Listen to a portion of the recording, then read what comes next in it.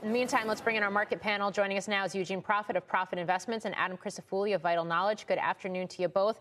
Adam, I'll start with you. I mean, picking up on the yields theme here with the 10-year below 4.2%. Is this good news for stocks, or does the good news, or does this start to become bad news because it is raising questions about how much lower yields can fall on the back of slowing economic growth? Yeah, I think that's still the real critical question for this market now. We've had multiple weeks of very dovish economic data. The shocking JOLTS number today was kind of the capstone on all of that. And so yields have declined, and markets right now are focusing on the dovish implications for policy and the reduction in yields, the implication that has for equity multiples, and celebrating that justifiably. And now I think the question as we move into the Q4 earnings season in early next year, and into Q1 and Q2 is how EPS is going to fare in an environment of not only lower growth, but also disinflation. Inflation has been an important contributor to profits for a lot of companies. And so as that begins to dissipate, along with slowing growth, there's definitely going to be an EPS impact. It's not necessarily going to be catastrophic at all, but I think that's the big question for markets right now. And you kind of saw that today where treasuries rallied, and stocks got a little stripped up. You saw a notable weakness in a lot of cyclical sectors as markets try to answer just that question. What's the EPS impact going to be of this notable change in the economic landscape?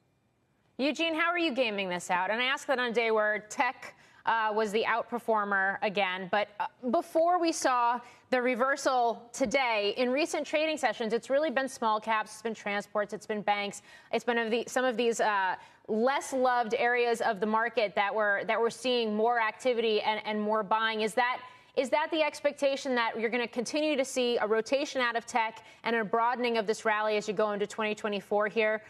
Value plays, if you will, or not so much?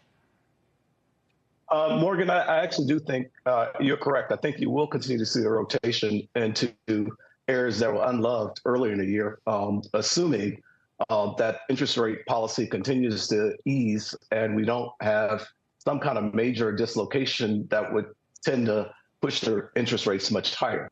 I think for the balance of the year, your technology names that have run so far have really created a situation where there's a little bit of confusion around valuations in the market. If you look at equal-weighted S&P, you have a relatively, not inexpensive market, but not expensive market.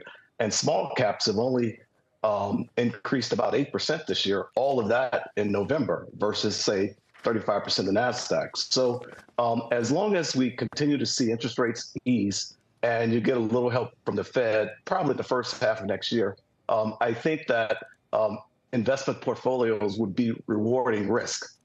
If we don't see that, on the other hand, I think that you're going to see us get defensive pretty quickly. In our portfolio, we run more of a barbell strategy here so that we're not really reliant on Fed policy. But we really are watching closely to see whether or not economic conditions continue to head towards a soft landing, because that real risk here is that we have that wrong, even though that doesn't seem to be the case at this point.